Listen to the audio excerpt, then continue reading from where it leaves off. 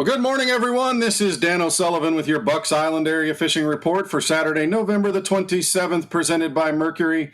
It's the Saturday after Thanksgiving, and I know we're still all recovering from that nice, wonderful meal that we've had with our friends and family. But we've had a chance to be able to talk to the guys that spend their lives on the water, get some information from Tracy Robinson on Weiss and Neely, talk to Tom Ott about Guntersville and Josh about Logan Martin and Lay Lake, and we'll be right back with what the guys have to say. Well, good morning, everyone. This is Dan O'Sullivan with your Bucks Island Area Fishing Report for Saturday, November the 27th, the Saturday after Thanksgiving. We're all fat, dumb, and happy after that big meal, but I know that we've had some time to get out on the water as well. So we're going to check in with Tracy Robinson. Tracy, tell us what's going on up there at Weiss Lake, and then let's touch on Neely Henry. Right on Weiss Lake, pretty good fishing, actually. A lot of your rocky points are catching a lot of bass on right now, cranking. Focus on the rocks, anywhere from 15 foot up to about the bank. Not every bank, not every rocky point has them, but you can get bit on those, and it's a mixed bag. You get up on those flats, and it's all spotted bass, but rattle trap, Excalibur, booyah, just your rattle trap baits with shad color, chrome color, you can get bit. A lot of spots up shallow. I'm not catching a lot of big fish up there. 3 to 4 pounds probably would be considered good right now up there doing what I'm doing. I am hearing a little bit of good quality coming out of some of the shallow cover, but that's pretty much the gist of the bass. And I haven't explored the whole lake. I'm staying in the mid-lake area on your main lake points. Well, I also know that over the last week or so, we've been seeing some of the crappie boats kind of out deep everywhere that we're at. Are you seeing that up there at Weiss as well? I am, and I talked to Lee Pitts a little this morning, and Lee said they've been catching them pretty good out in that 14 to 16 foot water, main lake stuff. Having to drop a minnow down there and having to keep it moving a little bit in that 14 to 16 foot brush. A few days they've been able to get into some of the creeks and do some of the long lining and get bit pretty good long lining, but it's a day-to-day bite, and it's not been real consistent, but he's seeing that migratory pattern into the creeks where they can long line. All right, let's turn our attention to Neely Henry, our favorite home lake. What are we seeing out of Neely Henry with the bass bite? Well, I'll tell you, but since you're the king of Neely Henry, you could probably tell me better right now after the big win there the other day. No. It's hard for me to tell you what to do because you're catching way more than I am, but the time that I've only been once in the past week to Neely, we went to the lower end, we just chased schooling fish. So see a lot of schooling fish on that lower end is what we're doing. Well, all I did was close my eyes and throw where Jeremy told me to go because he was the king of the lake that day. But anyway, the crappie fishermen are out there kind of off the channels as well. You're seeing them on main lake stuff.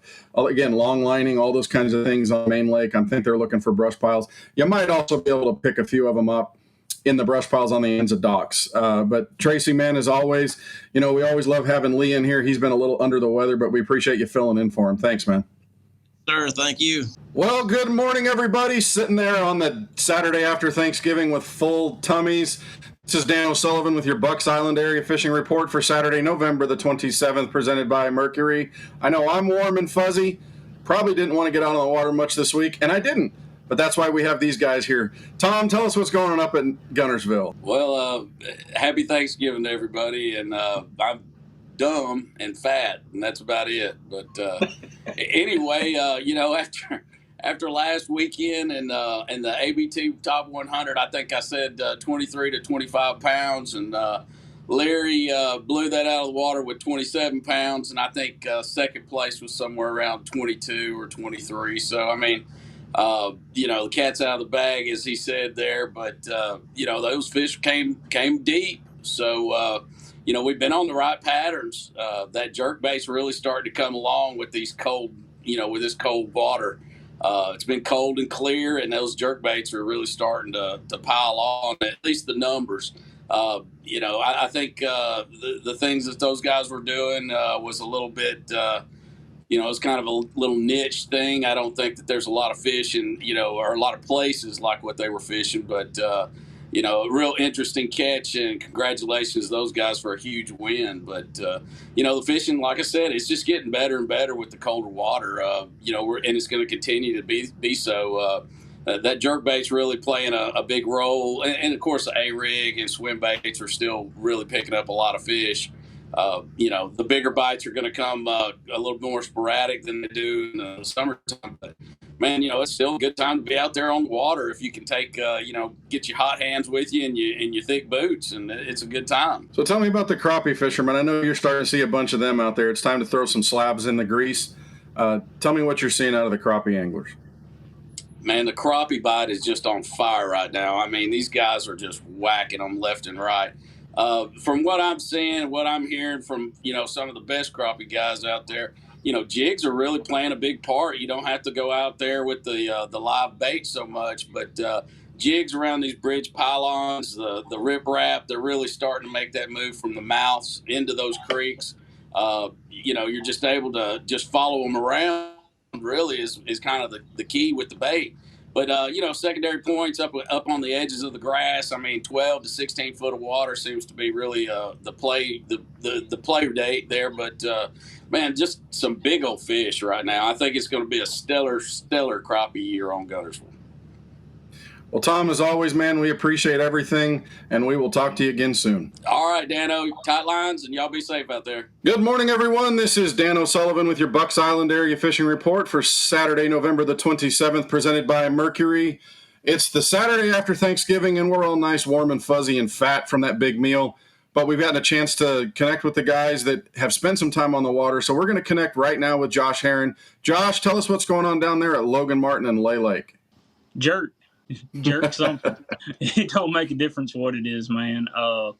Fish are kind of in that weird coming and not there yet. And I mean, it's kind of like all the other guys are saying. You look for those little transition banks and jerk something. It doesn't matter whether it's a chatterbait or a jerkbait or a scrounger or just jerk something.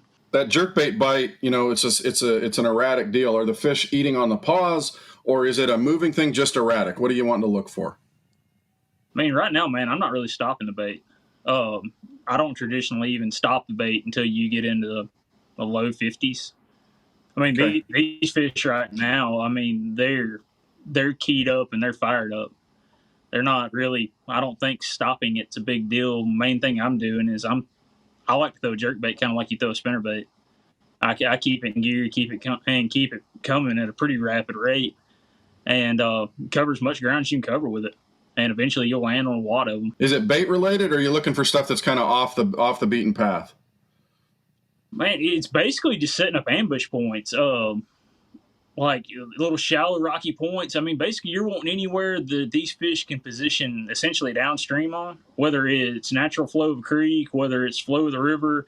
But I mean, any of these little areas where you're going to get current or wind related bait movement. So it's not like you're not hunting a needle in a haystack. You can look at your Lake Master and avionics and just look for those little, I mean, you'll see them. They'll look at little ambush points. Little shallower or a little shorter points are great. I don't necessarily like long, extended points this time of year. I like, especially, I mean, a jerkbait's a really good bait to cover water with, but it's a lot easier to use as a target bait instead of a broad range bait. And it allows you to cover water quickly.